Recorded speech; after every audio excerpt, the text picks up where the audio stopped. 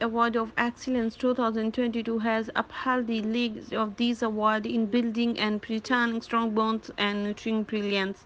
The United Nations Global Peace Council, an initiative by the Abidjan Foundation, headed by Dr. Burka Borsha, affiliated with the United Nations and its global partner, presented the Emirates Award of Excellence and Honor Decorate. The event commences this year on the 9th of May in Dubai at Abdul Grand Hotel. Autograph Collection Dubai has been a part of global initiatives and promote reforms, development and picking it demerits a great step toward harmonious living and enhanced diplomatic relationship between countries.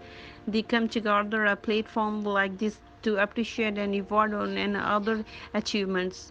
The chief guest, Dr. Abu Abdullah, chairman of the Abu Abdullah Group, added charm to the case behind the award.